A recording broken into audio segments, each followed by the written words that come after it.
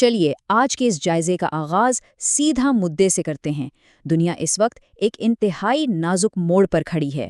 مشرق وسطیٰ میں کشیدگی اپنے عروج پر ہے اور بڑی بڑی عالمی طاقتیں ایک دوسرے کے مد مقابل ہیں۔ آج ہم انہی حالات کی گہرائی میں اتریں گے اور خاص طور پر یہ سمجھیں گے کہ پاکستان اس پوری جیو پولیٹیکل بساط کے بالکل مرکز میں اپنا توازن کیسے برقرار رکھ رہا ہے۔ یہ صورتحال ہم سب کے لیے اور عالمی امن کے لیے حد درجہ اہمیت رکھتی ہے۔ اس تفصیلی جائزے کے 4 حصے ہوں گے۔ پہلے ہم مشرق وسطیٰ میں جنگ کے سائے پر بات کریں گے، پھر دیکھیں گے کہ عالمی طاقتوں کا کردار کیسے بدل رہا ہے۔ اس کے بعد پاکستان کے سفارتی اور عسکری توازن کا جائزہ لیں گے اور آخر میں قومی سیاست کی ایک اہم خبر پر نظر ڈالیں گے۔ تو شروع کرتے ہیں۔ پہلا حصہ، مشرق وسطیٰ میں جنگ کے سائے، جہاں خطرات اور فوجی نقل و حرکت میں تیزی آ رہی ہے۔ خطرے کی شدت کا اندازہ آپ محض اس ایک بیان سے لگا سکتے ہیں۔ امریکہ کے سابق صدر ڈونلڈ ٹرمپ نے ٹروتھ سوشل پر ایک انتہائی سخت پیغام جاری کیا ہے کہ ایران کو جلدی کرنا ہوگی ورنہ ان کے لیے کچھ نہیں بچے گا۔ ذرا سوچئے، یہ کوئی معمولی سیاسی بیان نہیں ہے، یہ اس زبردست سفارتی اور عسکری دباؤ کی نشاندہی کرتا ہے جو اس وقت ایران پر ڈالا جا رہا ہے۔ اس سے صاف ظاہر ہوتا ہے کہ حالات کس قدر تیزی سے کشیدگی کی طرف جا رہے ہیں۔ اور یہ صرف بیانات تک محدود نہیں ہے، زمینی حقائق واقعی تیزی سے بدل رہے ہیں۔ رپورٹس کے مطابق درجنوں امریکی کارگو طیارے جرمنی سے تل ابیب پہنچنا شروع ہو گئے ہیں، اور ان میں کوئی عام سامان نہیں بلکہ بھاری اسلحہ اور گولہ بارود لایا جا رہا ہے۔ نیتن یاہو اور ٹرمپ کے درمیان فون کال کے بعد اسرائیلی فورسز بھی مکمل ہائی الرٹ پر ہیں۔ بات یہیں ختم نہیں ہوتی، پینٹاگون باقاعدہ طور پر ایران کے اندر توانائی کے انفراسٹرکچر سمیت اہم اہداف کا انتخاب کر رہا ہے۔ یعنی یہ محض دھمکیاں نہیں بلکہ ایک ممکنہ جنگ کی باقاعدہ لاجسٹک اور اسٹریٹجک تیاریاں ہیں۔ لیکن دوسری طرف کی تصویر بھی دیکھنا ضروری ہے۔ مغربی فوجی تیاریوں کے بالکل برعکس ایران اپنے موقف پر سختی سے ڈٹا ہوا ہے۔ ایران کے پاس آبنائے ہرمز کا کنٹرول ایک زبردست اسٹریٹجک ہتھیار ہے جو عالمی تجارت کی شہرگ ہے۔ ایرانی قیادت نے واضح کر دیا ہے کہ وہ اپنی 4000 سالہ پرانی تہذیب اور نظریات سے 1 انچ بھی پیچھے نہیں ہٹیں گے۔ مطلب یہ کہ دباؤ چاہے جتنا بھی بڑھ جائے، ایران کسی صورت جھکنے کو تیار نہیں، جس سے اس پوری صورتحال کی سنگینی میں بے پناہ اضافہ ہو جاتا ہے۔ اب چلتے ہیں دوسرے حصے کی طرف، عالمی طاقتوں کا بدلتا ہوا کردار۔ دیکھتے ہیں کہ چین، روس اور متحدہ عرب امارات اس وقت کہاں کھڑے ہیں۔ بین الاقوامی رد عمل پر غور کیا جائے تو یہ بالکل ایک بکھری ہوئی پہیلی لگتا ہے۔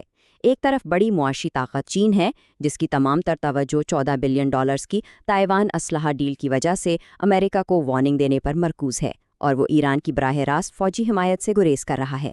دوسری جانب خطے کے اندر ہی اس کشیدگی کی آنچ متحدہ عرب امارات تک بھی پہنچ گئی ہے، جہاں براکا نیوکلیئر پاور پلانٹ پر حالیہ ڈرون حملے کی رپورٹس سامنے آئی ہیں۔ یہ اس بات کا ثبوت ہے کہ اگر چنگاری بھڑکی تو پورے خطے میں کوئی بھی اس سے محفوظ نہیں رہے گا۔ اور ہاں، روس کا موقف اس سارے معاملے میں انتہائی اہم اور واضح ہے۔ روسی وزیر خارجہ سرگی لاوروف کا یہ بیان کہ کسی بھی دوسرے فریق کی طرح ایران کو بھی پرامن توانائی کے مقاصد کے لیے یورینیم کی افزودگی کا پورا حق حاصل ہے، دراصل روس کی طرف سے ایران کو ملنے والی مضبوط سفارتی پشت پناہی کو ظاہر کرتا ہے۔ ان بڑھتے ہوئے خطرات کے دوران روس کا یہ بیان ایران کے لیے ایک بہت بڑا اسٹریٹجک اور قانونی جواز ہے۔ تیسرا حصہ، پاکستان کا سفارتی اور عسکری توازن، اور یہ دراصل ایک انتہائی باریک اسٹریٹجک رسے پر چلنے کے مترادف ہے۔ اس پوری جیو پولیٹیکل بساط پر پاکستان کا کردار واقعی حیران کن حد تک پیچیدہ ہے۔ ذرا اس دوہری حکمت عملی پر غور کریں۔ ایک جانب وزیر داخلہ محسن نقوی تہران میں 3 روزہ مشن پر ہیں اور فریقین کے درمیان اہم سفارتی پیغامات پہنچا رہے ہیں تاکہ معاملات کو ٹھنڈا کیا جا سکے۔ لیکن عین اسی وقت دوسری جانب پاکستان سعودی عرب کے ساتھ اپنے دفاعی معاہدوں کو فعال کرتے ہوئے وہاں فوجی دستے اور فضائی دفاعی نظام تعینات کر رہا ہے۔ ایک ہی وقت میں سفارتکاری اور فوجی کمٹمنٹ، یہ واقعی ایک زبردست اور مشکل ترین توازن ہے۔ اب ذرا اس عدد کو دیکھیے، 8000۔ رائٹرز کی رپورٹس کے مطابق یہ محض ایک ہندسہ نہیں ہے، بلکہ یہ ان تازہ ترین پاکستانی زمینی دستوں کی تعداد ہے جو سعودی عرب میں تعینات کیے جا چکے ہیں۔ یہ اس دفاعی معاہدے کے اسکیل اور سنجیدگی کا منہ بولتا ثبوت ہے۔ اور بات صرف زمینی دستوں تک محدود نہیں، فضائی دفاع بھی اتنا ہی اہم ہے۔ یہ عدد 16 دراصل ان JF-17 تھنڈر لڑاکا طیاروں کے مکمل اسکواڈرن کی نمائندگی کرتا ہے جو پاکستان نے وہاں بھیجے ہیں۔ چین کی شراکت سے بنے یہ طیارے اس بات کی واضح علامت ہیں کہ پاکستان خطے میں اپنے اتحادیوں کے دفاع کے لیے پوری طرح سے تیار ہے۔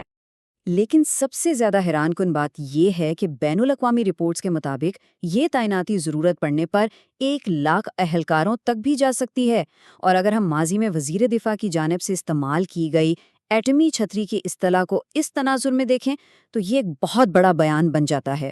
یہ واضح کرتا ہے کہ اس دفاعی معاہدے کی تاریخی اور علاقائی اہمیت کس قدر وسیع اور گہری ہے۔ یہ یقینی طور پر خطے کا ایک گیم چینجر ثابت ہو سکتا ہے۔ اور اب آتے ہیں چوتھے اور آخری حصے کی طرف، جہاں ہم قومی سیاست کی ایک اہم اور نمایاں خبر کا جائزہ لیں گے۔